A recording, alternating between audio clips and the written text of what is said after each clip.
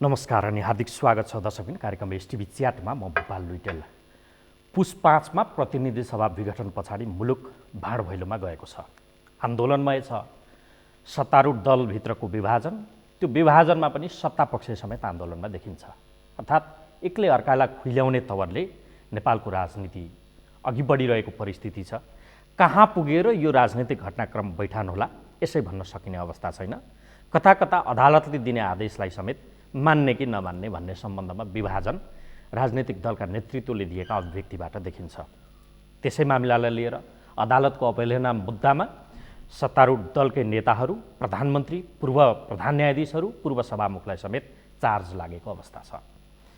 कानुन जन्माउने थलो, कानुन कार्यान्वयन गर्ने निकाय र कानुनको व्याख्या गर्ने निकायकै प्रमुखहरू भइसकेका व्यक्तिलाई अवहेलना मुद्दा लाग्नु बडो आश्चर्यजनक, अस्वाभाविक र चिन्ताको विषय।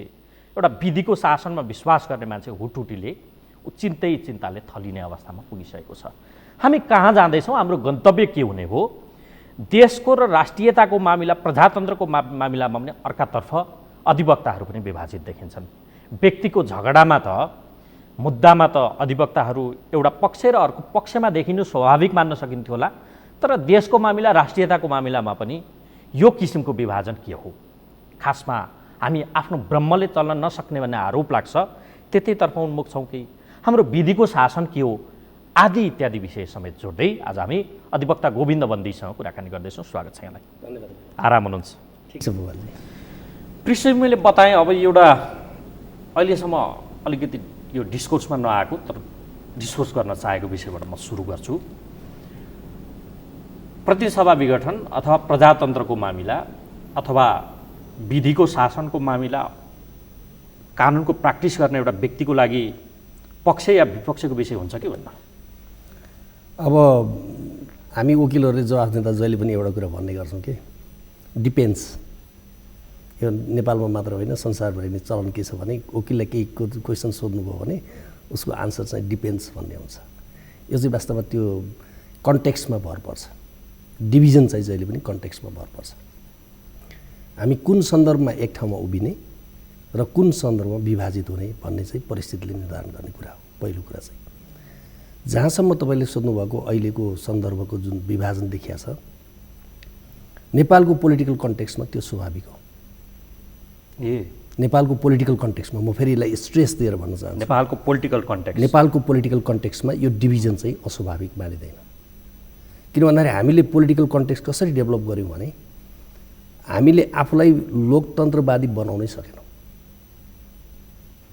हामीले चाहिँ के गर्यौँ भन्दाखेरि आफ्नो इन्ट्रेस्टलाई सेन्टरमा राख्ने र आफ्नो इन्ट्रेस्टलाई सेन्टरमा राखेर विषयलाई हेर्ने भनिसकेपछि त्यो इन्ट्रेस्टलाई जसले सर्भ गर्छ त्यसको पक्ष लिने, यो संस्कार हो हाम्रो। यो संस्कारबाट हुर्किएका कारणले गर्दा हामी चाहिँ ब्रडर पिपुलको हितमा, देशको हितमा र पोलिटिकल सिस्टम जुन हामीले अङ्गीकार गरेका छौँ त्यसको हितमा भन्दा पनि मैले चाहिँ कुन पक्ष लिएँ भने मेरो हित हुन्छ भन्ने ढङ्गबाट हामीले आफूलाई विकसित गरेको कारणबाट आज चाहिँ हामी विभिन्न विषयमा विभाजित भएको हामीले पाउँछौँ। त्यसैले मैले यो कन्टेक्स्चुअल कुरा हो। राजनैतिक विचारधारा या त्यो आस्थाबाट अलिकति पर त्यसो भए यो कानुन प्र्याक्टिस गर्ने व्यक्तिहरू पनि छैनन्? अब नभएका पनि होइनन्, छन्। थुप्रै मान्छेहरू हुनुहुन्छ, तर ठुलो जमात यिनै कुराहरूबाट विभाजित छ। नभएको होइन नि। अहिले जति पनि मान्छेहरू संविधानको व्याख्याको प्रश्न उठिरहँदा सामान्य प्रधानमन्त्रीज्यूले प्रतिनिधि सभा विघटन गर्नुभयो, विघटन गरिरहँदा त्यसलाई प्रत्यक्ष असर पार्ने, पोलिटिक्सलाई प्रत्यक्ष असर पार्ने मान्छेहरू पोलिटिकल लाइन अनुसार विभाजित छन्। तर विधिशास्त्रीय हिसाबले संविधानलाई हेर्ने व्यक्तिहरू त्यो ठिक कि बेठिक भन्ने कुराको यकिन चाहिँ विधिशास्त्रीय हिसाबले नै गरेर, संविधानको व्याख्याको हिसाबले गरेर नै एउटा पक्षमा उभिएको देखिन्छ। त्यसैले छैनन् चाहिँ म भन्दिनँ, तर ठुलो हिस्सा के भयो भन्दाखेरि हाम्रो पोलिटिकल इन्ट्रेस्ट के हो भन्ने हिसाबले चाहिँ आफूलाई विभाजित गरायो, आफूलाई चाहिँ त्यो कित्तामा खडा गर्ने काम गर्यो। त्यो चाहिँ नेपालको लोकतन्त्रको निम्ति राम्रो कुरा होइन। विधिशास्त्रको प्र्याक्टिस गर्ने व्यक्तिहरू पनि, त्यसलाई प्रयोगमा ल्याउने व्यक्तिहरू पनि पोलिटिकल इन्ट्रेस्टबाट उनीहरू किन बढ्ता त्योसँग नजिक छन्? किन नजिक छन्? अब यो भेस्टेड इन्ट्रेस्ट छ त्यहाँ? म यसलाई भेस्टेड इन्ट्रेस्ट भन्दा पनि म व्यक्तिगत रूपमा उहाँहरू कसैलाई पनि दोष दिन्न। किन दोष दिन्न भन्दाखेरि हामीले कस्तो खालको कल्चर बनायौँ नेपालमा। हामीले नेपालमा लोकतान्त्रिक आन्दोलन गऱ्यौँ, लोकतन्त्रको स्थापनाको लागि आन्दोलन गऱ्यौँ, तर लोकतान्त्रिकरण गर्ने कुरामा, डेमोक्रेटाइज लोकतान्त्रिकरण गर्ने कुरामा चाहिँ कति ध्यान दियौँ? स्कुलिङ हाम्रो के हो, यो सबै कुराले निर्धारण गर्छ। त्यसैले गर्दाखेरि म त अब तपाईँलाई अहिले यो भन्ने बेला भयो कि भएन थाहा छैन, कहिलेकाहीँ इट्स टु अर्ली भन्न चाहिँ अलिक चाँडै पनि हुन्छ होइन, त्यसैले यो कति ठिक हो थाहा छैन मलाई। साङ्केतिक रूपमा म यति मात्र निवेदन गर्छु, हामीले आफूलाई सामन्तवादी शासन व्यवस्थाको विरुद्धमा उभ्याएदेखि नै, प्रजातान्त्रिक शासन व्यवस्थाको पक्षमा उभ्याएदेखि नै, त्यति बेलादेखि नै हामीले चाहिँ आफूलाई एउटा कुराबाट मुक्त गर्न सकेनौँ कि सामन्तवादको विरोध हामीले किन गऱ्यौँ भने आफू सामन्त हुन नपाए हुनाले। मतलब मुलुकमा लोकतन्त्र चाहिएर म बहुदलवादी, हिजो म चाहिँ तपाईँको 46 सालभन्दा अगाडि विद्यार्थी आन्दोलनमा थिएँ, तपाईँलाई थाहा भएकै कुरा हो होइन। म लामो समय जेल पनि बसेँ, त्यति बेला थाहा भएको कुरा। तर म आफ्नो समीक्षा अहिले के गर्छु भने कतै म त्यो स्पेस त्यहाँ नपाएर अर्को स्पेसको खोजीमा त त्यो आन्दोलनमा लागेको थिइनँ। मलाई मुलुकमा लोकतन्त्र चाहिन्छ भन्ने कुराको बोध भएर, डेमोक्रेसीले नै मुलुकलाई माथि पुर्याउँछ भन्ने कुराको अनुभूति भएर म हिजो विद्यार्थी आन्दोलनमा लागेँ कि मैले त्यति बेला चाहिँ के छ भने आफूले स्पेस नपाएको कारणबाट अर्को छुट्टै रिजिम, छुट्टै स्पेस प्राप्त गर्नको लागि म वास्तवमा त्यो आन्दोलनमा लागेँ भन्ने कुराको म अहिलेसम्म छुट्याउन सकेको छैन। आजको दिनको तपाईँको यो तपाईँ रिग्रेटमा हुनुहुन्छ? त्यसो होइन, रिग्रेट पनि गरिरहेको होइन यसको यो भनेको अर्थ। मैले साङ्केतिक त्यही भएर भने मान्छे जब हामी यसलाई सकिहालेँ, जब हामी साङ्केतिक कुरा गर्छौँ अरूलाई पात्र बनाउनुभन्दा मैले आफूलाई पात्र बना मात्रै हो। अब यहाँ विषय के उठ्छ भन्दा यो परिवर्तनको आन्दोलन अथवा त्यो सामन्ती हुने ठाउँमा आफू नपुग्नको लागि आन्दोलन जे थियो तपाईँले लगाएको त्यो त्यतातर्फ म जान्न चाहिने। यहाँ म विषय के उठाउन चाहन्छु भने त्यो परिवर्तनको आन्दोलनमा त तिमीहरू मात्रै थियौ र, अर्थात् तिमीहरू राजनीति जो गर्नुपर्ने व्यक्ति तिमीहरू मात्र कहाँ थियौ? हामी वकिल थियौँ, हामी पत्रकार थियौँ, हामी कर्मचारी थियौँ, अथवा सबै पेसाकर्मी पनि थिए त्यहाँ। त्यही भएर यो परिवर्तनको आन्दोलन पछाडि प्राप्त भएको उपलब्धिलाई तिमीहरूले मात्रै चलाउने होइन, ठेकेदार तिमीहरू मात्रै होइन है, हामी पनि हो हिस्सेदार। त्यो चलाउन त्यहाँ कुनै न कुनै रूपमा हामीले पनि डाडु पाउनुपर्छ। त हिस्सा खोजेर यो समस्या भएको छ, त्यसलाई चल्न नदिएको कि त्यो हो समस्या? त्यो हो कि त्यसो पनि होइन होला, त्यसो पनि होला। मैले अघि तपाईँलाई साङ्केतिक रूपमा मात्रै भने मुख्य कुरा के हो भने हामीले चाहिँ वास्तवमा नेपालमा जुन परिवर्तन गर्यौँ, सामूहिक रूपमा हामीले ल्यायौँ, एउटा आउटकम आयो। त्यो आउटकम चाहिँ तिम्रो मात्रै थियो र तिमी राजनीतिज्ञले मात्रै ल्याएर हामीले पनि ल्याएको हो नि, किन तिमीले भनेको मान्ने भनेर हामीले? त्यो पनि एउटा पक्ष होला, त्यो पनि एउटा पक्ष त होला। तर तपाईँले नेपालको मात्र होइन संसारकै यदि यो खालको विकासक्रमलाई हेर्नुभयो भने के निष्कर्षमा पुगिन्छ भने सबैको आफ्नो रोल हुन्छ। पोलिटिकल पार्टीको आफ्नो रोल हुन्छ, सिभिल सोसाइटीको आफ्नो रोल हुन्छ, अरू नागरिक समुदायको आफ्नो रोल हुन्छ। हामीले चाहिँ आफ्नो रोलभन्दा बढी रोल खोज्नु हुँदैन, भूमिका कसैले पनि त्योभन्दा बढी खोज्नु हुँदैन।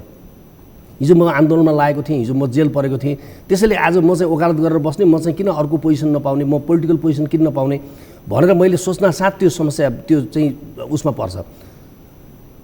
राजनीतिमा लाग्नु र आन्दोलन गर्नु दुई अलग अलग कुरा हुन्। यो एउटै कुरा होइन। आन्दोलन गर्न सक्छ मान्छे आन्दोलनमा सहभागी हुन सक्छ, आन्दोलनलाई नेतृत्व कुरा पनि गर्ने कुरा गर्न सक्छ। तर पोलिटिक्स गर्ने मान्छेले पोलिटिक्स नै गर्ने हो, व्यवसाय गर्ने मान्छेले व्यवसाय नै गर्ने हो। हामी वकिलहरूले 46 सालको आन्दोलनमा वकिलहरू व्यापक रूपमा सहभागी भएको थियो। तपाईँले एउटा सिभिल सोसाइटीको कुरा हेर्नुभयो भने होइन, किनभने नेपाल बार एसोसिएसन थियो जसले चाहिँ के छ भने पानसमा बत्ती बालेर है त्यति बेलाको प्रधान न्यायाधीशबाट उद्घाटन गराएको राष्ट्रिय सम्मेलनबाट नेपालमा बहुदल चाहिन्छ भन्ने पहिलो डिक्लेयर गर्ने संस्था त नेपाल बार एसोसिएसन हो नि। तर नेपाल बार एसोसिएसनले मन्त्री त खोजेन, ऊ आफ्नै ठाउँमा बसिरह्यो। त्यसैले सबै आफ्नो ठाउँमा बस्नुपर्छ। मैले भन्न खोजेको कुरा के हो भने सबै पोलिटिक्समा पोलिटिसियनहरूले पोलिटिक्स गर्ने हो होइन, पोलिटिकल साइन्टिस्टहरूले वास्तवमा पोलिटिक्सको बारेमा सोच्ने हो, विचारहरू दिने हो, तर आफै पोलिटिक्स गर्ने होइन पोलिटिकल साइन्टिस्टले। तर पोलिटिसियनले चाहिँ फेरि पोलिटिक्स नै गर्ने हो। अब यहाँ मुद्दा के रह्यो भने नि पुस 5 को एउटा यो घटनाक्रमलाई नै अब जोडौँ। वकालत भइरहेछ कि राजनीति भएको छ त अधिवक्ताहरूबाट अहिले? होइन, कानुन व्यवसायहरूबाट दुइटै कुरा भएको छ। राजनीति पनि भएको छ, वकालत पनि भएको छ। राजनीतिमा बढी चाख राख्ने साथीहरूले राजनीति गरिरहनु भएको छ, वकालतमा बढी चाख गर्ने साथीहरूले वकालत गरिरहनु भएको छ। सबैभन्दा चित्त दुखेको चाहिँ यो पुस 5 को प्रकरणबाट जो तपाईँहरू प्र्याक्टिस गर्नुहुन्छ नि, डर, त्रास वा मन दुखेको कुडेको भन्छ नि भाँचिएको, त्यो चाहिँ केले त्यस्तो बनायो? अब हुन त तपाईँ एउटा पार्टी पनि हो यो विषयको, त्यही भएर म त्यो मुद्दामा त्यति धेरै केन्द्रित भएर कुराकानी गर्न अलिक आइसोलेट हुन चाहन्छु। म कति सक्छु। म पक्ष होइन त्यो मुद्दाको। एउटा मामिलामा त किर्ते प्रकरणमा त तपाईँ त्यहाँ पनि जोडिनु भएको थियो नि राजपत्रको मुद्दाको विषयमा त? होइन, राजपत्र मात्र होइन, त्यो पक्ष, म मुद्दाको पक्ष किन होइन, म मुद्दाको पक्षको वकिल हुँ। त्यही भएर मुद्दाको पक्षको वकिल हुनु ठुलो कुरो भएन। हजुर, त्यो मुद्दाको सन्दर्भमा मेरो दुईटा हो, एउटा पक्षप्रतिको दायित्व, मेरो एउटा नेपालप्रतिको, एउटा राज्यप्रतिको, एउटा समाजप्रतिको दायित्व हो। त्यो मुद्दा मैले अरू बेलाको मेरो व्यवसाय जस्तो झगडियाबाट पैसा लिएर म अदालतमा बहस गर्न गएको होइन। म नेपालको संविधानको रक्षाको लागि म बहस गर्न गएको हुँ। त्यो मुद्दामा मैले गरेको वकालत भनेको एउटा देव गुरुङ, कृष्णभक्त वा रामकुमारी झाँक्री, शशि श्रेष्ठ, यो चारजनाको म वकिल हुँ। उहाँहरूको निम्ति म गएको होइन। म यो मुलुकको संविधानको रक्षाको लागि गएको। यो संविधान निर्माण गर्ने कुरामा मेरो क्षमता अनुसार, मेरो हैसियत अनुसारको भूमिका मैले पनि गरे हो। यो शासन प्रणाली ल्याउन म पनि लागेको हुँ, म पनि लडेको हुँ र यसको रक्षा गर्ने कर्तव्य मेरो पनि हो। त्यसैले मैले सर्वोच्च अदालतमा खडा भएर बहस गर्दाखेरि भनेकै कुरा के हो भने म संविधानको रक्षाको निम्ति म अदालतमा आएको छु भनेर भनेको थिएँ। उहाँहरू एउटा माध्यम मात्रै हो त्यो मुद्दालाई लिएर अदालत समक्ष लिएर आउने। तर यो त प्रश्न सबैको हो।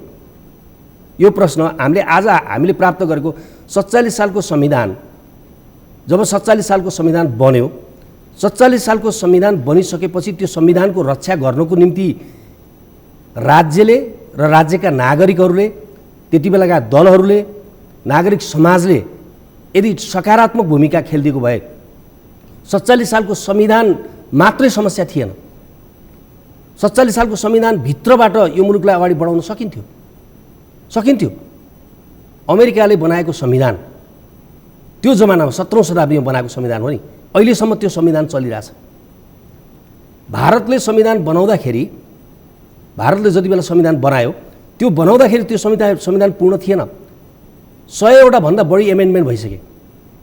100 भन्दा बढी एमेन्डमेन्टबाट उसले त्यो संवैधानिक कानुनको विकास गर्यो र सर्वोच्च अदालत, भारतीय सर्वोच्च अदालतको विभिन्न मुद्दामा बोलेका फैसलाहरूबाट त्यो संवैधानिक कानुनको विकास भएर त्यहाँको डेमोक्रेसी, होइन, त्यहाँको रिपब्लिकन सिस्टम चलिरहेछ। त्यसैले संविधान त हामीले 7 वटा ल्यायौँ नि। संविधान परिवर्तन गरेर मुलुक परिवर्तन हुन सक्दो रहेनछ। संविधानप्रतिको आस्था, संविधानप्रतिको विश्वास र संविधानवादप्रतिको विश्वास हरेक नागरिक र राज्यका निकायहरूले गर्न सक्नुपर्दो रहेछ। हामीले 47 सालको संविधानमा दरार खोज्यौँ। मैले फल्ट लाइन भने, दरार खोज्यौँ, फल्ट लाइन आर्गुमेन्ट गरियो कि कन्स्टिट्युसनमा कहाँ फल्ट लाइन छ र त्यो फल्ट लाइनलाई पक्रेर आफ्नो स्वार्थपूर्ति गर्न अगाडि बढियो। परिणाम के भयो भने 47 सालको संविधान असफल भयो। हामीले अर्को संविधान बनाउनु पर्ने भयो। अब अहिले पनि यहाँ प्रयास के भइरहेछ भने संविधानमा फल्ट लाइन खोज्ने प्रयास भइरहेछ।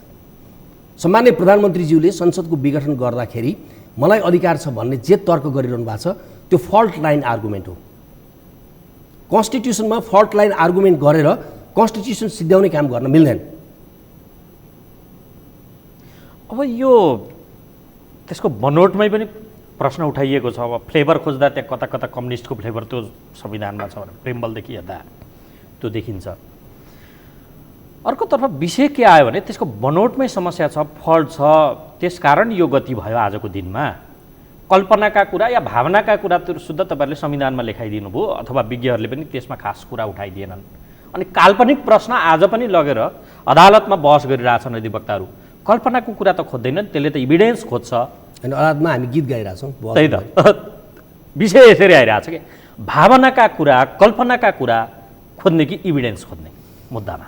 होइन, कल्पना, भावना र प्रमाण भन्दा पनि महत्त्वपूर्ण कुरा के हो हेर्नुहोस् भने आज हामी जुन मोडमा खडा छौँ नि, आज हामी ठ्याक्कै 51 सालमा खडा छौँ। त्यो देख्दैछु कि मुलुक 51 सालमा खडा छौँ। हाम्रो गैर जिम्मेवारीपन, हाम्रो भनेको सबैको, तपाईँको मेरो गच्छेअनुसार प्रधानमन्त्रीको जुन गच्छे छ उहाँ त्यही हदसम्म जिम्मेवार हुनुहुन्छ। तपाईँ एज ए पत्रकार जुन गच्छे र हैसियतमा हुनुहुन्छ तपाईँ त्यही हदसम्म जिम्मेवार छ। एज ए एउटा नागरिक समाजको सदस्य, एउटा कानुन व्यवसायीको हैसियतले म त्यही गच्छे अनुसार म जिम्मेवार छु।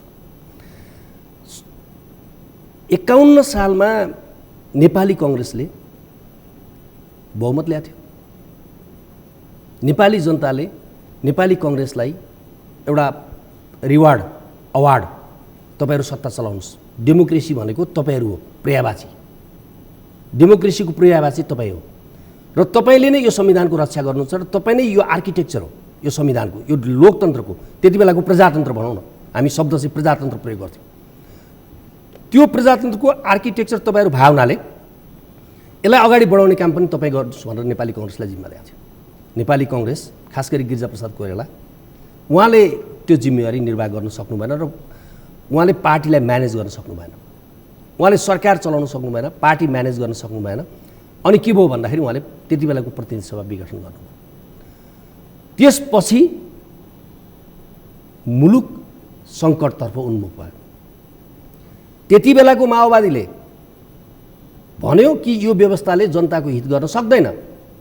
हामीले भनिरहेको छौँ, तपाईँहरूले मान्नु भएन, देख्नुभयो, यो त तपाईँको बोकाको टाउको राखेर कुकुरको मासु बेच्ने ठाउँ हो लोकतन्त्र भनेको, होइन? त्यो बोकाको टाउको अगाडि राख्ने र कुकुरको मासु बेच्ने, त्यो सैद्धान्तिक कुरा छ। आफू व्यापारी हुन पाएपछि फेरि त्यो कुरा बिर्सिने भन्ने त्यो भनियो, त्यो भन्न चाहिँ त्यो भनियो। भनिसकेपछि मान्छेलाई हो जस्तो लाग्यो, जनयुद्ध सुरु भयो हो। अनि हामीले यो त्यति बेलाको त्यो संविधानलाई पनि फ्याँक्यौँ र नयाँ संविधान लिएर अहिले सङ्घीय लोकतान्त्रिक गणतन्त्र भएको छ।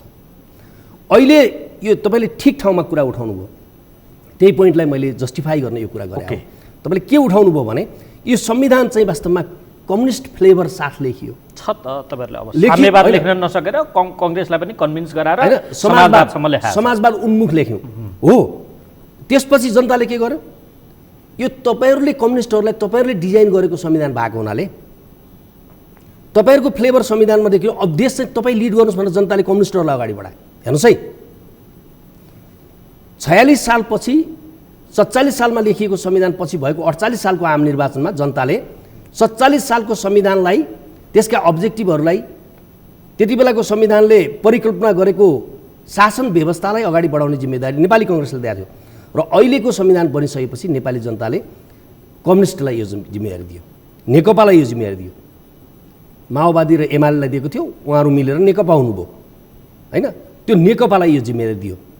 अब अहिले प्रधानमन्त्रीजीले के गर्नुभयो, कन्स्टिट्युसनमा जसरी गिरिजाबाबुले चाहिँ के छ भने हिजो व्यवस्थापन गर्न सक्नु भएन, जसरी गिरिजाबाबुले के छ भने त्यो शासन प्रणालीलाई लान सक्नु भएन, त्यो सामन्तवादी शैली भन्छु म उहाँको। उहाँ डेमोक्रेट हुन नसक्या हो नि त। अब चाहिँ सम्झाइयो 3674 त्यति बेला बडो 3674 त बाहिरको आम भाषा भयो। रियालिटी फ्युडलिजम, प्रचण्ड माधव र ओली खेमा भन्ने तपाईँको डेमोक्रेसीको फ्लेभर लगाएका फ्युडलहरू, डेमोक्रेटको फ्युडलहरू, अहिले चाहिँ कम्युनिस्टको फ्लेभर लगाएको फ्युडलहरू समान स्तरका छन् है, फ्युडलै हुन्।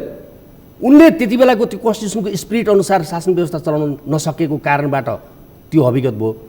अहिले चाहिँ के देखियो भन्दाखेरि जनताले कम्युनिस्टहरूलाई तिमीहरूले डिजाइन गरे हो, गणतन्त्र पनि तिमीहरू कन्सेप्ट त हो नि त। गणतन्त्र भन्ने हो भने त एमालेको पनि कन्सेप्ट होइन नि। यद्यपि मदन भण्डारीले रिपब्लिकन सिस्टमकै वकालत गरे हो। मदन भण्डारीले बहुदलीय जनवादी एउटा अवधारणा विकास गर्दाखेरि त्यति बेला उहाँले चाहिँ गरेको के हो भन्दाखेरि 47 सालको संविधानमा उहाँले 27 बुँदाको रिजर्भेसन राख्नु भएको थियो र आलोचनात्मक समर्थन भन्नुभएको थियो। त्यो भनिरहँदा चाहिँ उहाँले राखेको 27 बुँदा मध्येको एउटा बुँदा के हो भन्दाखेरि कि तपाईँको रिपब्लिकन सिस्टमकै कुरा हो। त्यति बेला एडजस्ट गर्न सकिने भाषामा उहाँले त्यसलाई राख्नु भएको थियो, कन्टेक्चुअल, मैले जहिले पनि भन्छु कन्टेक्स्ट अनुसारको, तर त्यो राख्नु भएको थियो। भनेपछि यो गणतन्त्र त कम्युनिस्टहरूको तपाईँको एजेन्डा हो। त्यो एजेन्डामा नेपाली कङ्ग्रेस सहमत भएर आएको। पिपुलले कति न्याय गर्दो रहेछ हेर्नुहोस् त, नेपाली जनता कति महान रहेछ। हिजो कङ्ग्रेसकै लिडरसिपमा 46 सालको आन्दोलन भयो, यद्यपि कम्युनिस्टहरू पनि त्यसमा सहभागी हुन्, होइन? उसकै लिडरसिपमा भएको कारणले गर्दाखेरि त्यो लिडरसिप नेपाली कङ्ग्रेसलाई दियो। आजको यो संविधान निर्माण र यो होल यो खालको डिजाइन यो ल्याउने काम चाहिँ कम्युनिस्टको लिडरसिपमा भएको हुनाले एब्सोल्युट मेजोरिटी लगभग 2/3 हो। 2/3 दिएर तपाईँको चाहिँ यसलाई अगाडि बढाउनुहोस् भनेको ठाउँमा अब तपाईँले आएर प्रतिनिधि सभाको विघटन गर्दाखेरि तपाईँलाई सामन्त नबनेर कसलाई सामन्त भन्ने, तपाईँलाई कम्युनिस्ट कसरी भन्ने?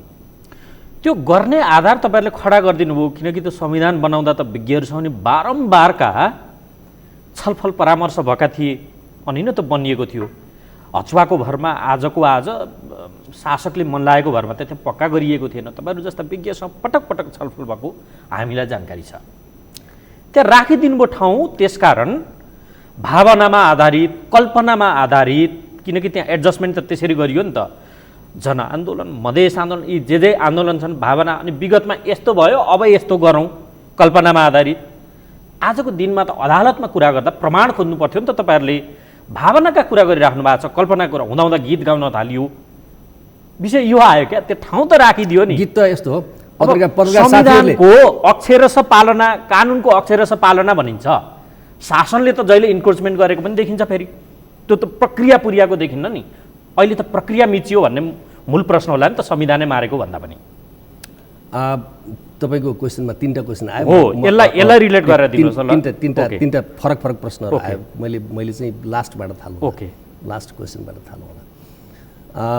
अदालतमा कसरी कुरा गरिन्छ होइन, त्यसको एउटा आफ्नै विधि छ, एउटा आफ्नै प्रक्रिया छ र आफ्नो संस्कार छ।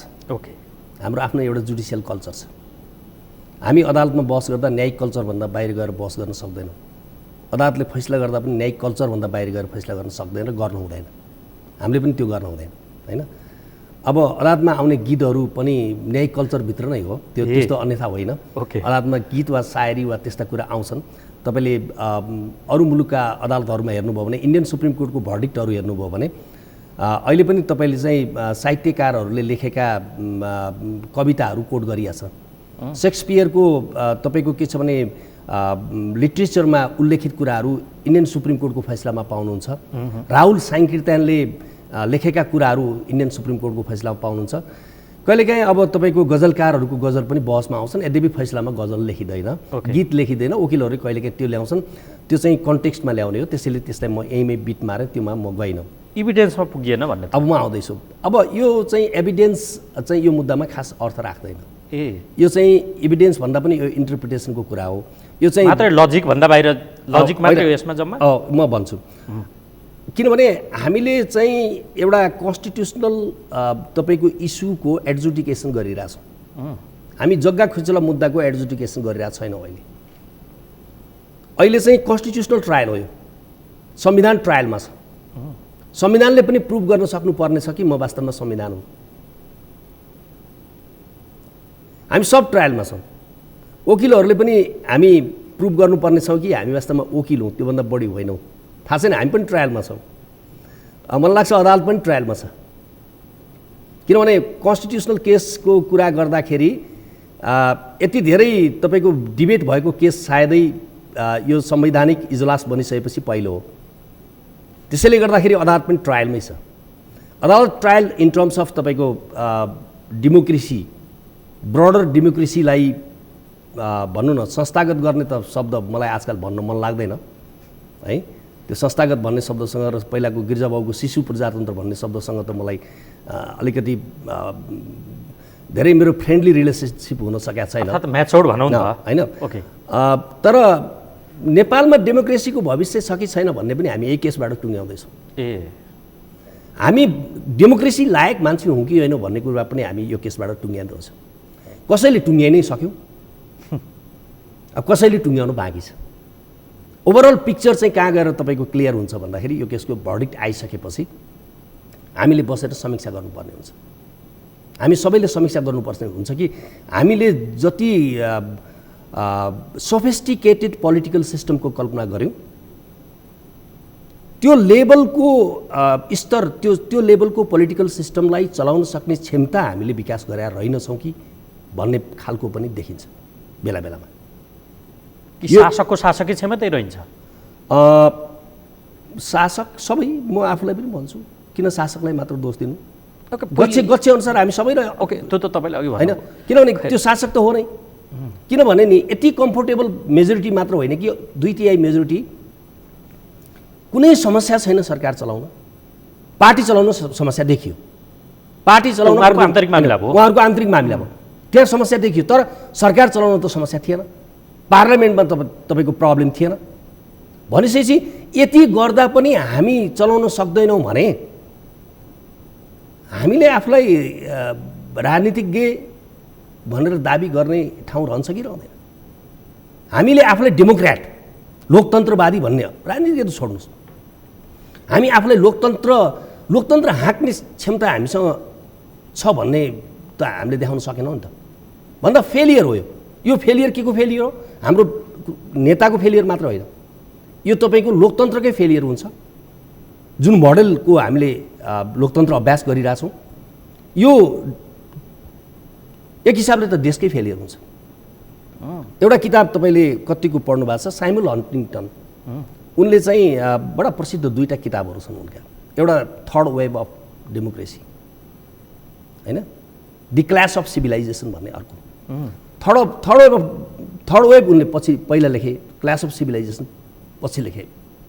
एउटा 80 को दशकसम्म, एउटा 90 को दशकमा लेखा 2टा किताबहरू हो यो 2टा किताब। उनले चाहिँ के हेरेछन् भने लगभग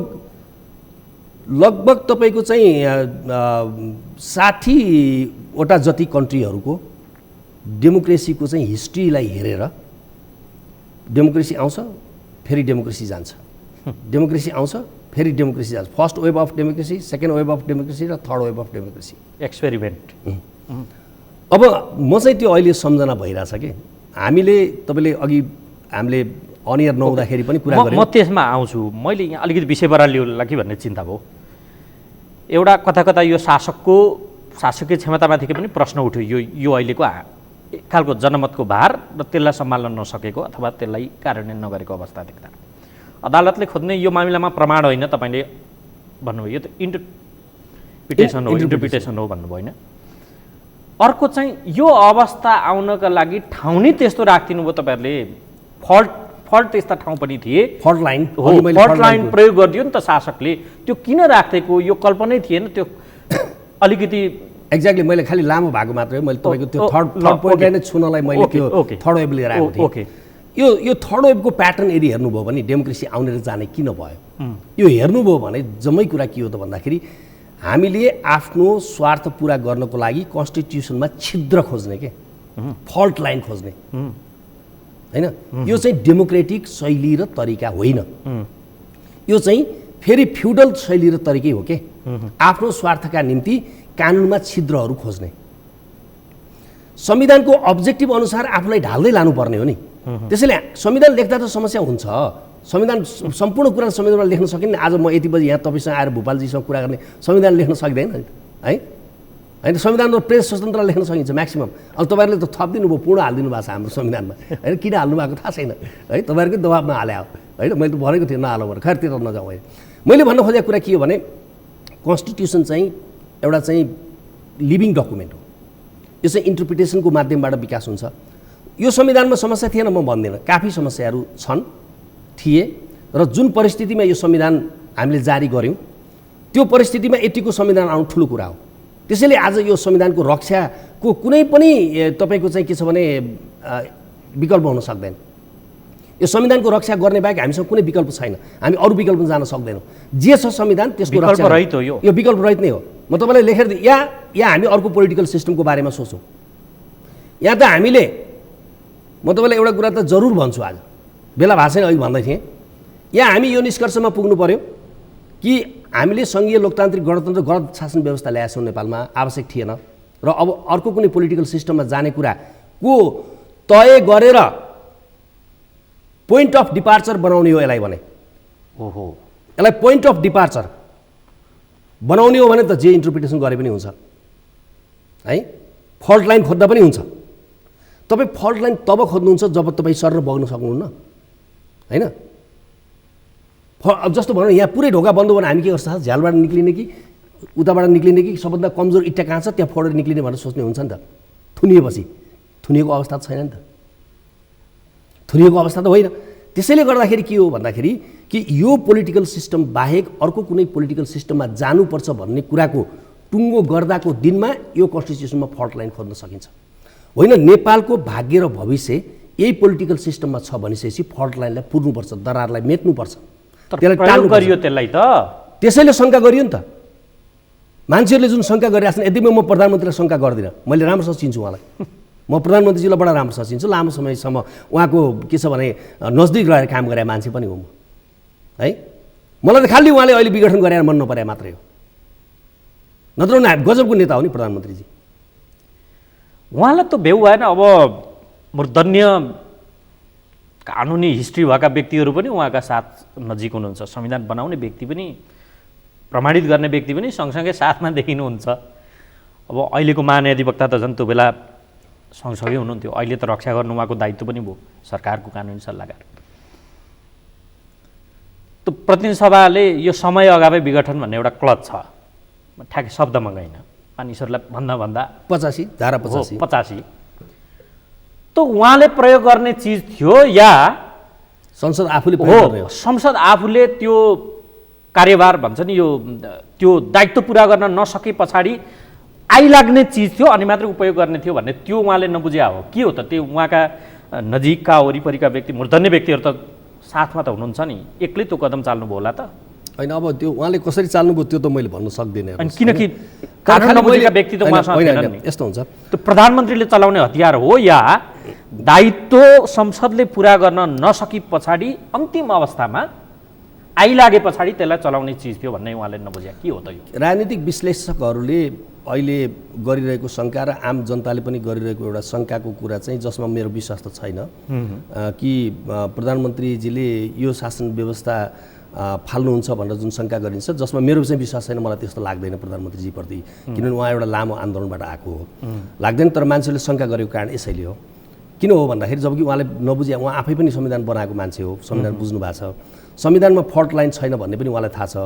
उहाँको वरिपरि रहनुभएका तपाईँले नामै लिइहाल्नुभयो, जस्तो संविधान सभाका अध्यक्षज्यू होइन, संविधान सभाका अध्यक्षज्यू लगायतको उहाँको जुन टिम छ र एकदमै त्यसमा त्यो टिममा प्रधानमन्त्रीजीको टिममा रहेको प्रदीप ग्यावालीदेखि लिएर विष्णु पौडेलदेखि लिएर साह्रै तपाईँको नेपालको हित चाहनेदेखि लिएर संविधानलाई बुझेका मान्छेहरू हुनुहुन्छ।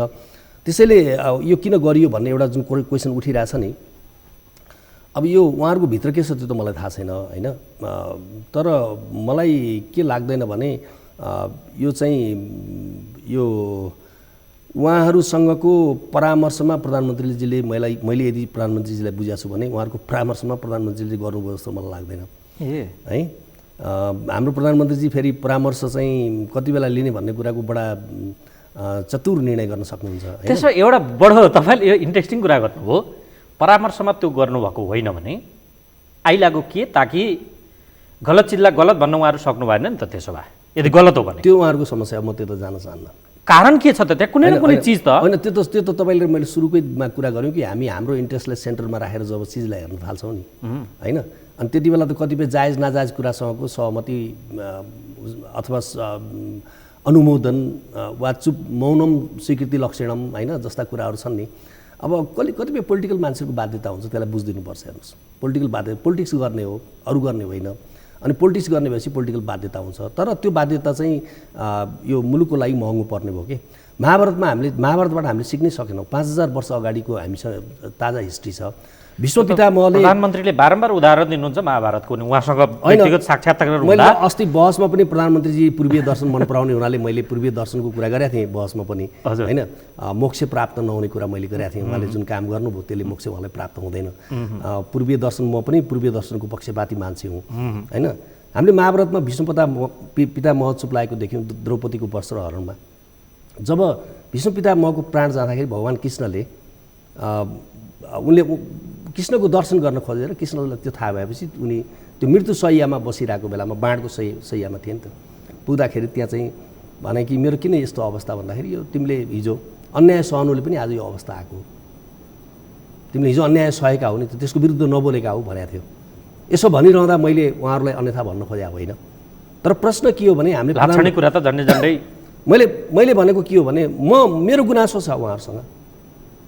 उहाँहरूले प्रधानमन्त्रीजीलाई रोक्नु पर्थ्यो। सुभाष दाईहरूले प्रधानमन्त्रीजीलाई रोक्नु पर्थ्यो। यस्तो गर्न दिनु यो भुल हुन्छ जुन यो हाम्रो व्यवस्थाका लागि यदि यो भोलि ठुलो ठुलो भुल हुनसक्छ। तर म केमा विश्वस्त छु भने यसलाई चाहिँ अदालतले रोक्छ। अब यो त हेर्नुहोस् डेमोक्रेसी त बडा गजबको चिज हो नि। डेमोक्रेसी अदालतमा गएर खोज्ने चिज होइन। हामीले तपाईँ र म बिचमा बसिरहँदा पनि डेमोक्रेसी खोज्न सक्छौँ। एउटा प्रहरीले डेमोक्रेसी जनतालाई दिन सक्छ। मालपोत कार्यालयको खरिदारले तपाईँको चाहिँ जनतालाई लोकतन्त्रको अनुभूति गराउन सक्छ। तर हाम्रो देश दुर्भाग्य के हो भने लोकतन्त्रको अनुभूति गर्न हाइएस्ट कोर्टमै जानुपर्ने के हर चिजको लागि सबै कुरा अदालतले नै हेरिदिनु पर्ने। त्यसैले यो देशमा लोकतन्त्र असफल बारम्बार हुनुको पछाडिको कारण एउटा के हो भने हाम्रा इन्स्टिट्युसनहरू लोकतान्त्रिक हुन सकेन। हाम्रा वर व्यवहारहरू हाम्रा जीवनशैलीहरू लोकतान्त्रिक हुन सकेन।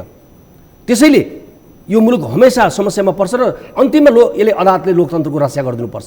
हिजो पनि राजाले टेकओभर गरे, अदालत अगाडि नआइदिएको भए त्यति बेला तपाईँको हाम्रो देशमा लोकतन्त्रको रक्षा हुन सक्दैन थियो नि।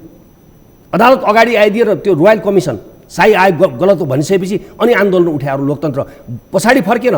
माघ 19 गतेको क्रम त पछाडि फर्काउने थियो नि, 17 साल फर्काउने थियो नि। तर अगाडि लिएर आयो केवल अदालतले गर्दा। त्यसैले यो अदालतबाट लोकतन्त्र खोज्ने कुरा कहिले अन्त्य गर्ने हामीले? अब यहाँ हाइपोथेटिकल त के भन्ने, अब फ्याक्चुअल कुरै हुन्छ। त्यो दुईमा एक त हुनेवाला छ। अदालत कि पुष्पाँचको कदमको सदर कि बदर, त्यो पक्का छ। तपाईँ विश्वासमा हुनुहुन्छ अदालतले रक्षा गर्छ? म त ढुक्क छु। अलिकति त्यसमा एन्टी करेन्ट भएर अर्को प्रश्न, हाइपोथेटिकल सही, यदि अदालतले सदर गर्यो तपाईँले अहिले दिइराखेका अभिव्यक्तिहरू रेक्टिफाई हुन्छन्? अब यो हाइपोथेटिकल होइन, दुईमा एक त पक्का छ नि। अहिले तपाईँले जे अभिव्यक्ति दिनुभएको छ या जे गर्नु रेक्टिफाई गर्नुहुन्छ या त्यो तपाईँको कायम हुन्छन्? अब अवज्ञा गर्छु भन्न त मिलेन। होइन, यस्तो छ। पहिलो कुरा के छ भन्दाखेरि नि, म त हेर्नुहोस् अब कानुनको शासन मान्ने मान्छे होइन। अदालतको फैसला अन्तिम फैसला हो। त्यसमा पनि योभन्दा माथि अपिलको चान्स छैन। आफू रङ रहेछु भन्ने फिल होला नि त त्यो बेला। रङ र राइट त हेर्नुहोस् यस्तो कुरा हुन्छ, दुईटै कुरा हुन्छ। कहिलेकाहीँ लिगल्ली इनकरेक्ट पोलिटिकली करेक्ट हुन्छ, कहिलेकाहीँ पोलिटिकली करेक्ट लिगल्ली इनकरेक्ट पनि हुन्छ। एउटा कुरा हुनसक्छ प्रधानमन्त्रीजी पोलिटिकली करेक्ट हुनसक्छ है, but he is legally incorrect. उहाँको पोलिटिक्सको हिसाबले करेक्ट हुनसक्छ। मलाई चलाउनै नदिने, मलाई चारैतिरबाट घेराबन्दी पार्ने होला, पार्टीमा उहाँलाई काम गर्न नदिए हुनसक्छ है। म त्यसमा त्यति जान्न चाहन्छु। सुन्नु मैले भने, तर उहाँ चाहिँ कन्स्टिट्युसनली र लिगल्ली इनकरेक्ट हो कि? मैले तपाईँलाई सोधेँ। अब म भन्दैछु। अब कुरा के हुन्छ भने हेर्नुहोस्, हामी त अदालतको फैसला भनेको कुरा चाहिँ लोकतन्त्रमा विश्वास गर्ने मान्छेको लागि अदालतको फैसला अन्तिम हो। चाहे दिनलाई रात भन्नुहोस्, चाहे रातलाई दिन भन्नुहोस्। तर प्रश्न कहाँ हो भने अदालतको फैसला पनि कस्तो हुँदो रहेछ भन्नुहुन्छ भने शेरबहादुरजीले विघटन गर्नुभयो है, मुद्दा अदालतमा गयो। हामीसँग मैले त खालि तपाईँलाई एउटा दृष्टान्त दिन्छु। मुद्दा अदालतमा गयो, अदालतले सदर गर्यो, परिणाम के भयो? परिणाम नेपाली कङ्ग्रेसको गिरिजाप्रसाद कोइरालालाई म यसै कारणले मान्छु, केही कुराहरूमा म गिरिजाप्रसाद कोइराला, केही कुराहरूमा उहाँको असाध्यै असहमत, केही कुरा चाहिँ म उहाँलाई असाध्यै मान्छु। गिरिजाप्रसाद कोइरालाले के गर्नुभयो भने प्रतिनिधि सभाको पुनर्स्थापना बाहेक अर्को मुद्दै उठाउनु भएन। सडकमा प्रतिनिधि सभाको बैठक चित्रलेखा यादवले गर्नुभयो र परिणाम के भयो भने प्रतिनिधि सभा पुनर्स्थापना भयो। त्यो लिगली कहीँ स्कोप थियो?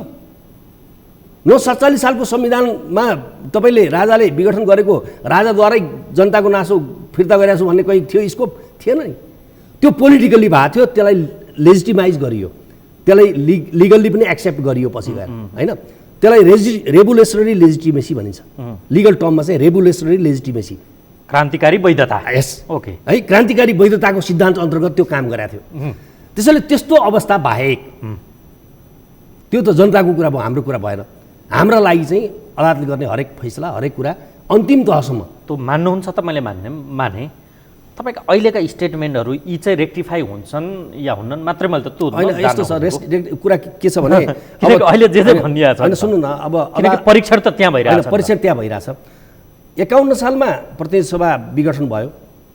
51 सालमा प्रतिनिधि सभा विघटन भइसकेपछि तपाईँको चाहिँ प्रतिनिधि सभा विघटन गर्न मिल्दैन भन्ने आर्गुमेन्ट थियो होइन। अनि जसले मिल्दैन भन्नुभयो 52 सालमा गरेको प्रतिनिधि सभा चाहिँ मिल्छ पनि भन्नुभयो होइन।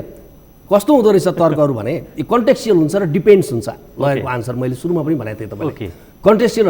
मैले अहिले जुन कन्टेक्स्टमा बोलिरहेको छु, जुन परिस्थितिमा प्रधानमन्त्रीले प्रतिनिधि सभा विघटन गर्नुभयो, सेम यही परिस्थितिमा प्रतिनिधि सभा मैले मन पराउने मान्छे, मेरो घरको परिवारको सदस्य प्रधानमन्त्री भएको बेलामा होइन, रक्षा बस्यालजी भन्नुहोस् न, मेरो वाइफ कुनै कारणले प्रधानमन्त्री हुनुभएछ, तपाईँ त्यसको विमतिमै। म चाहिँ यही कन्टेक्स्टमा यही कन्स्टिट्युसनल स्ट्रक्चर, यस्तै पावर ब्यालेन्स, यस्तै तपाईँको लगभग 2/3 मेजोरिटी होइन, यी सबै परिस्थिति यस्तै हो भने पनि म त्यसको विरुद्धमा रहन्छु। मलाई तपाईँले कुनै दिन त्यति बेला म यसको कुरा गर्ने, तपाईँले बोलाएर सोध्नु होला तैँले के भनेको थिइस्, किनभने म के मान्न तयार छैन भने बहुमत प्राप्त प्रधानमन्त्रीले अहिलेको संवैधानिक संरचनाभित्र रहेर, अहिलेको है यो हामीले बनाएको संविधानभित्र रहेर प्रतिनिधि सभाको पुनर्स्थापनाको स्कोप नै छैन, स्कोप नै छैन। म भित्रको जुन विश्वास छ नि, जुडिसियल कल्चर छ मसँग, मैले पनि त 30 वर्ष भयो नि त यो क्षेत्रमा काम गरेँ है, त्यो कल्चरका हिसाबले चाहिँ यसलाई तपाईँको के छ भने अप्रुभ गर्न सक्ने म ठाउँ देख्दिनँ। एउटा उदाहरणगत रूपमा त्यो प्रश्न सोधेर म अलिकति अर्को प्रसङ्गमा छिर्छु।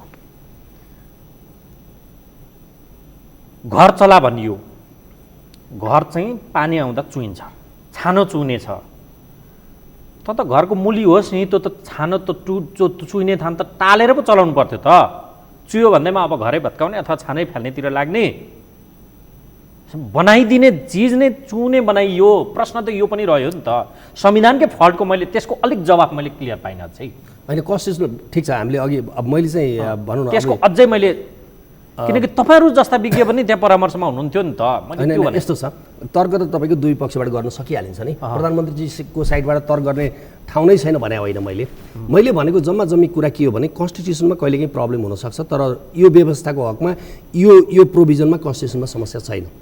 त्यो चाहिँ म अहिले पनि तपाईँलाई भन्छु, फल्ट लाइन छैन, छैन पुवालै छैन।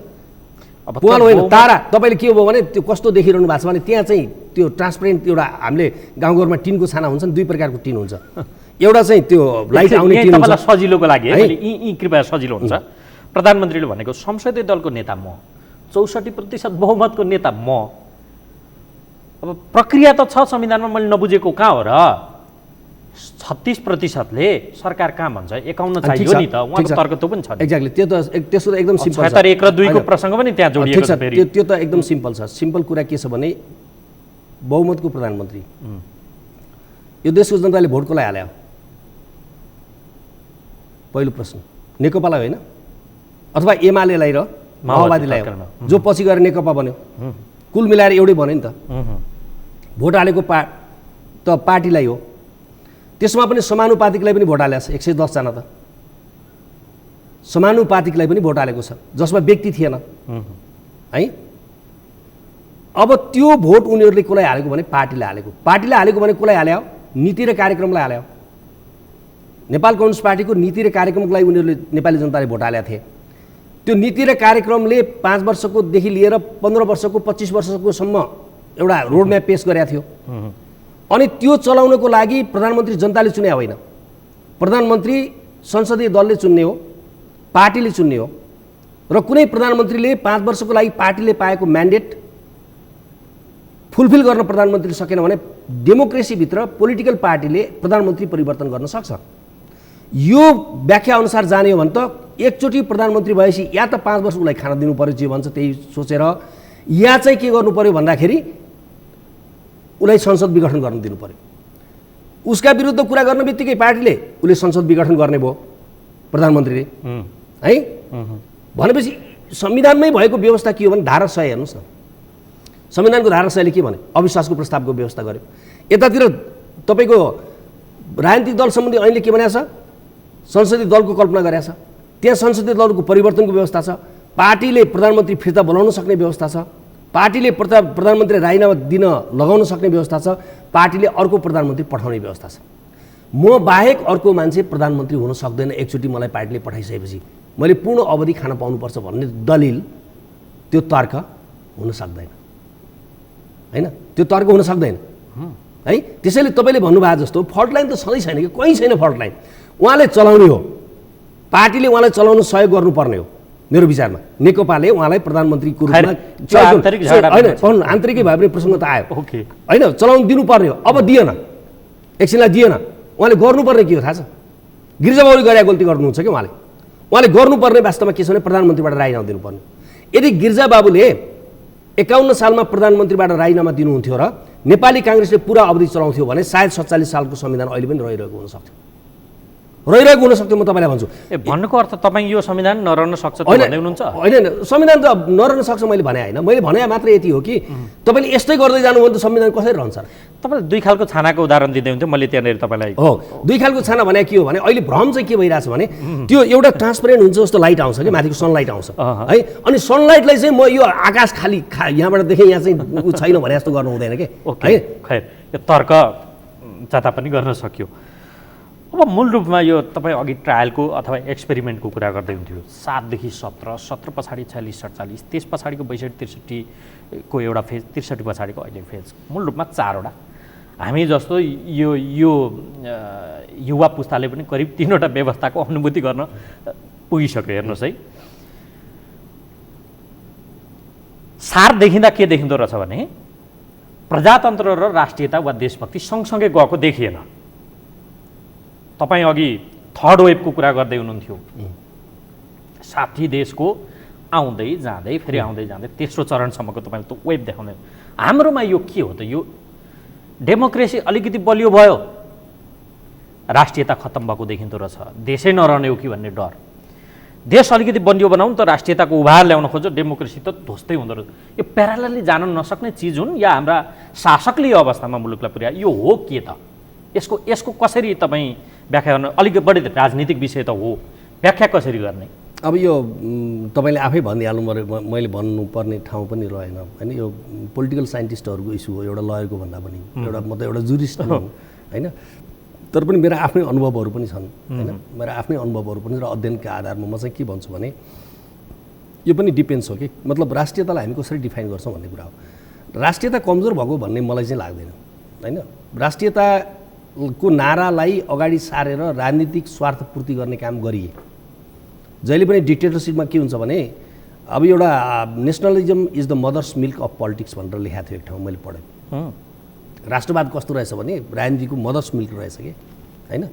जब तपाईँलाई कुनै कुरा गर्नु पऱ्यो राष्ट्रवादलाई अगाडि ल्याइदिने कि होइन। त्यो राष्ट्रवादका नाउँमा नेपाली जनतालाई 30 वर्षसम्म त राष्ट्रवादका नाममा एउटा अन्धकारपूर्ण चाहिँ के छ भने उसमा राखिया हो नि त। डेमोक्रेसी त खत्म छ होइन, खत्म राखिया हो नि त इन द नेम अफ राष्ट्रवाद। तर के वास्तवमा राष्ट्रवादी थियो त पञ्चायती व्यवस्था? राष्ट्रवादका नाउँमा त्यसैका विरुद्ध लड्दा तपाईँहरू जेल जीवनसम्म पुग्नु भएको छ, कसरी ठिक भन्नु होला? होइन, त्यो त ऊ राष्ट्रवादी पनि थिएन के, राष्ट्रवादको कवच लगाएको थियो, कवच मात्र लगाएको के, त्यो आवरण स्वाङ थियो हो, कवच मात्र हो त्यो राष्ट्रवाद। त्यसैले अहिले पनि मलाई त सबै राष्ट्रवादी लाग्छन्, सबभन्दा बढी राष्ट्रवादी त मलाई मधेसीहरू लाग्छन्। अलिक बढ्ता त प्रधानमन्त्रीलाई त्यो जलप होइन, प्रधानमन्त्रीको राष्ट्रवादितामा मेरो शङ्कै छैन।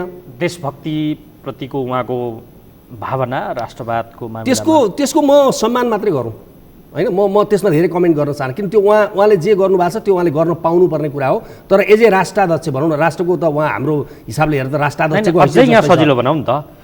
उहाँ राष्ट्रवादी हो, राष्ट्रभक्त व्यक्ति हो, राष्ट्रियता दह्रो बनाउन लाग्दाखेरि डेमोक्रेसी कमजोर हो भन्ने तर्क आयो नि त। यो त्यो चाहिँ होइन, त्यो चाहिँ 7 देखि 17मा प्रजातन्त्र म भन्दैछु, त्यो चाहिँ होइन। नेसनलिजम र डेमोक्रेसी यस्ता दुईटा पिलर हुन् होइन, सँगै देखिएन नि त। सँगै हुनुपर्छ के, सँगै राख्न नसक्नु नै हाम्रो समस्या हो। मैले तपाईँलाई भन्दा यहाँ बिचमा रोकेँ कि को राष्ट्रवादी छैन भने मलाई सबैभन्दा बढी राष्ट्रवादी मधेसी साथीहरू लाग्छ। उहाँहरूलाई राष्ट्रवादी होइन भन्ने मान्छे मलाई मनै पर्दैन। कसरी हुनु बाबा, दिनकै त्यो इन्डियासँगको बोर्डरमा उहाँले जे झेल्नुहुन्छ नि, इन्डियासँगको बोर्डरको पुलिसले जुन ढङ्गले उहाँहरूलाई सताउँछ नि, परेशान गर्छ नि, र उहाँहरू इन्डियामा जाँदाखेरि ट्राभल गर्दाखेरि म सबै साथीहरूसँग ट्राभल पनि गरेको छु।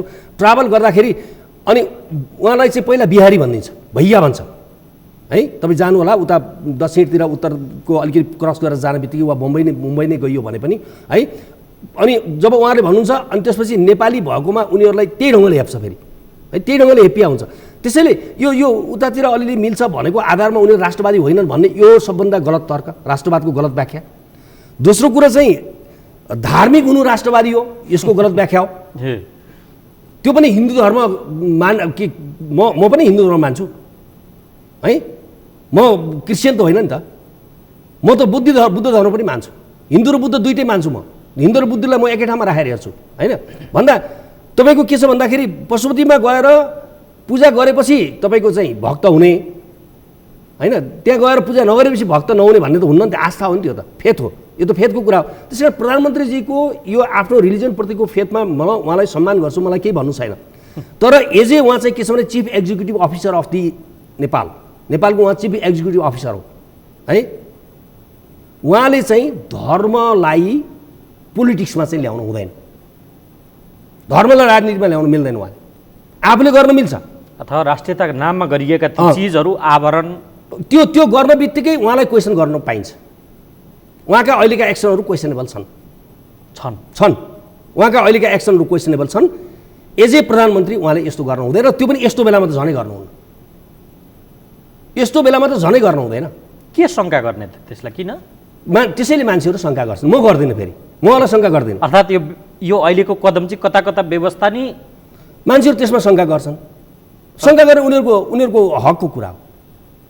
आफ्नो शासक उप शङ्का गर्ने, आफ्नो शासक म प्रति कमिटेड छैन भनेर जनताले शङ्का गर्न नपाउने। तपाईँले कस्तो मिस्टेरियस कुरा गरिदिनु भयो यो त झन्।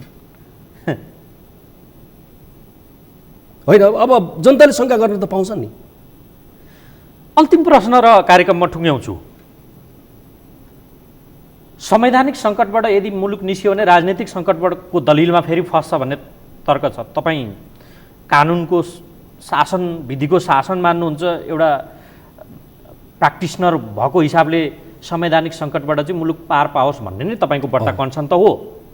राजनैतिक सङ्कटले पनि फेरि देश त दलदलमा त फसाइदिन्छ। एकदम हामी अब दुईटालाई ब्यालेन्स कसरी? यो सही प्रश्नमा हामी आइपुग्यौँ। वास्तवमा यो अलिकति छलफल गर्नुपर्ने विषय थियो। हामीसँग समय छैन, तर छोटोमा कुरा गरौँ। अहिले रोज्ने भनेको बेस्ट एमोङ दि वर्स्ट हो, किनभने नेपाल मध्येको राम्रो अहिले रोज्ने त्यही हो, बेस्ट एमोङ दि वर्स्ट। अबको संसदको पुनर्स्थापनामा नेकपा त विभाजित भयो। नेपाल कम्युनिस्ट पार्टीलाई त उहाँहरूले दाह संस्कारै गरिदिनु भयो। अन्तिम दाह संस्कार निर्वाचन आयोगले गर्नेवाला छ होइन, त्यसको प्रक्रिया पुरा गरिदिनेवाला छ, चिन्ह दिनेवाला छैन त्यसो गर्दा होइन। जुन 12 गते पत्र लेखाएको छ त्यसले त देखाइरहेछ, किन दुइटै दाबी गरेर जानुहुन्छ होइन, हो कि? अब एउटा दाबी गइसकेको छ, अब अर्को पनि पक्कै दाबी जाला होइन। त्यहाँ नेकपा भन्ने चिज त टुक्रियो, यसमा विवाद भएन। भनेपछि नेकपा टुक्रिसकेपछि लामो समयपछिको कम्युनिस्ट आन्दोलन त सिद्धियो। त्यो त नेपाली जनताले जुन विश्वास कम्युनिस्टहरूप्रति गरेका थिए, जुन आशा नेपाली जनताको कम्युनिस्टहरूप्रति थियो नि, त्यो त सिद्ध्याइदिनु भयो उहाँहरूले, अनि त्यसमा त कुरै भएन। अब हेर्नुहोस्, यसले उत्पन्न गर्ने परिस्थिति के हो भन्नुहुन्छ भने, प्रतिनिधि सभाको पुनर्स्थापना भयो अदालतले गरिदिएपछि होइन, जुन गर्छ र गरिदिएपछि त्यहाँ हुने के हो भने बेस्ट एमोङ दि वर्स्ट भनेको अदालतले पनि त्यो वर्स्ट को चाहिँ बेस्ट खोज्ने हो कि। त्यो खोज्दाखेरि पनि के हुन्छ भन्नुहुन्छ भने त्यहाँ चाहिँ अब सत्ताको बार्गेनिङ सुरु हुन्छ। त्यही त, त्यहाँ सांसदहरू तान्ने प्रक्रिया सुरु हुन्छ। त्यहाँ चाहिँ के छ भने मिलिजुली सरकारको कुरा सुरु हुन्छ र नेपालमा यही स्थिरता जनताले ल्याउन खोजेका थिए। यही अस्थिरता चाहिएको थियो कसैलाई है, यो स्थिरता जनताहरू ल्याउन खोजेकै हो। नेपाली जनताले लोकतन्त्र ल्याएकै हो, लोकतन्त्रभित्र स्थिरता खोजेकै हो। लोकतन्त्रमा पनि कम्युनिस्टहरूले राम्रो गर्छन् भन्ने जनतालाई विश्वास थियो होइन। त्यो सबै कुरा चकनाचुर भयो। अब चाहिँ अस्थिरता हुन्छ, तर त्यो अस्थिरता हुँदै पनि हामीले संसदबाट हर चिजको निकास पुगाउन सक्छौँ, डेमोक्रेटिकल्ली समस्याको समाधान गर्न सक्छौँ। संवैधानिक सङ्कट टर्छ, राजनैतिक सङ्कटलाई राजनीतिक अस्थिरता सङ्कट होइन। ओके, अर्थात् पुस 5 को कदम अस्थिरताको एउटा बिउची रोपियो होइन। हामी 51 साल पुग्यौँ, अरू केही होइन। 52 साल भनौँ, 51 पनि होइन, 52 साल भदौ 12 को फैसला पछिको स्थितिमा। हवस्, यो महत्त्वपूर्ण समय र संवादका लागि यहाँलाई धन्यवाद। हस् भूपालजी, धन्यवाद। आदरणीय दर्शकहरू, कार्यक्रमको निर्धारित समय सकियो। आज हामीले अधिवक्ता गोविन्द बन्दीसँग समसामयिक राजनीतिक विषय, संवैधानिक विषय, कानुनी राजका विषय, यी तीनै विषयलाई जोडेर संवाद गऱ्यौँ। अर्को अङ्कमा फेरि तपाईँ हाम्रो भेट हुने नै छ। हामीलाई आजलाई बिदा दिनुहोस्।